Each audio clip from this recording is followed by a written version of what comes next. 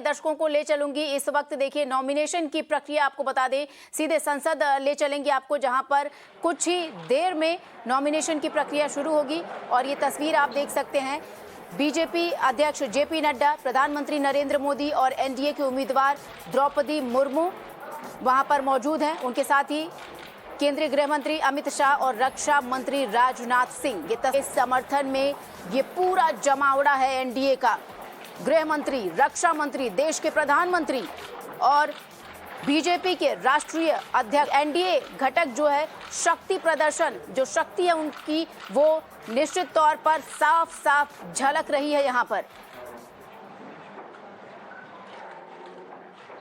और साफ तरीके से एनडीए में भारी तरीके से कॉन्फिडेंट भी दिखाई दे रहे हैं, चाहे वो तमाम यूनियन मिनिस्टर हो या जितनी पॉलिटिकल पार्टीज हो जिन्होंने अपना समर्थन द्रौपदी मुर्मू को दिया है, चाहे वो बीजेडी हो या वाईएसआरसीपी हो या जेडीयू हो, सभी ने अपना समर्थन दिया है और काफी कॉन्फिडेंट है कि प्रेसिडेंशियल इलेक्शन जो है वो द्रौपदी मुर्मू के फेवर में ही जाएगा। आज सुबह से ही जो यूनियन मिनिस्टर लगातार ओडिशा भवन जा रहे थे और द्रौपदी मुर्मू ओडिशा भवन से पार्लियामेंट की तरफ निकली है। 12:30 बजे उनका फाइल होना है।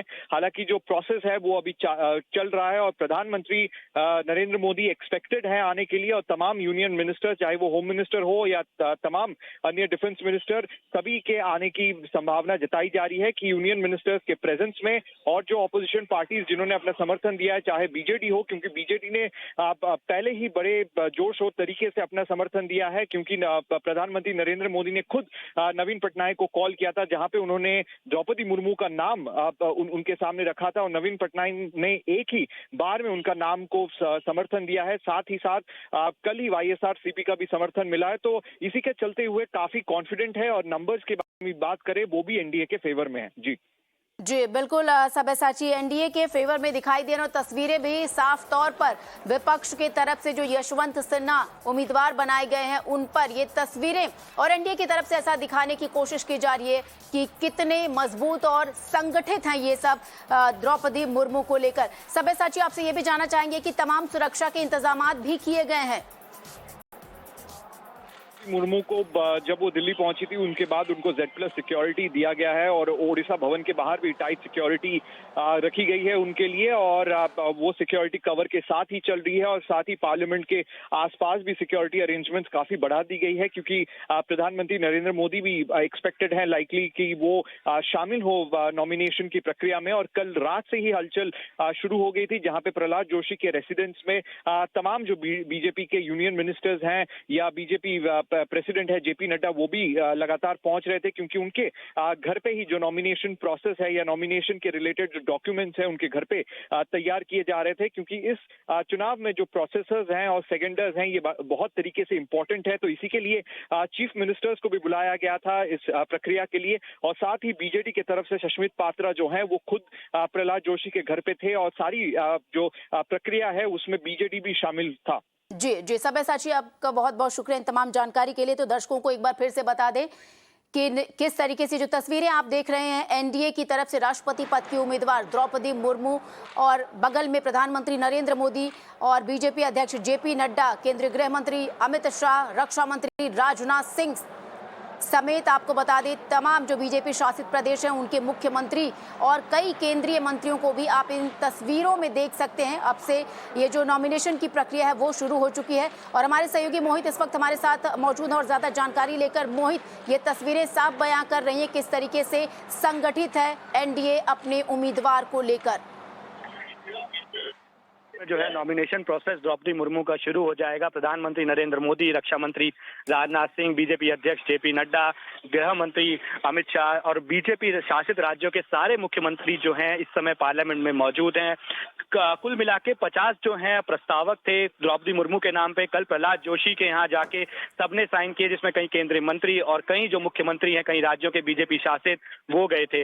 देखिए, द्रौपदी मुर्मू का जो कैंडिडेचर है उसको एक मास्टर स्ट्रोक भी कहा जा रहा है भारतीय जनता पार्टी के द्वारा, क्योंकि वो एक महिला हैं, ट्राइबल कम्युनिटी से हैं और पहले कभी हमारे देश में जो है ट्राइबल कम्युनिटी से कोई जो है राष्ट्रपति नहीं रहा है। उसी को लेके बात की जाए तो वो उड़ीसा से आती हैं और इसी के बाद जब हमने देखा कि बीजेडी ने अपना पूरा समर्थन दिया है द्रौपदी मुर्मू के कैंडिडेचर को। झारखंड मुक्ति मोर्चा जो कि एक ट्राइबलों के लिए पार्टी बनी थी और जो ट्राइबल राइट्स के लिए हमेशा से शुरू से कहती आई है कि वो लड़ते हैं, उनका भी जो है वो भी द्रौपदी मुर्मू को जा सकता है। हमारी कुछ सूत्रों से भी बात हुई थी जगन मोहन रेड्डी की पार्टी में, वो भी ये कह रहे हैं कि जिस तरह से उनकी पार्टी एसटी, ओबीसी, एससी इन सारे तबकों को आगे बढ़ाना चाहती है, उसी लाइन में जो है एनडीए का ये फैसला है और वो भी इसको पूरा समर्थन देंगे। तो देखिए कि जो अगर भारतीय जनता पार्टी और एनडीए के नंबर्स की बात की जाए तो वो 1.5 से 1.8 के करीब कम था मेजॉरिटी मार्क से, लेकिन अगर बीजेडी आ जाता है उनके पास 3% वोट्स हैं,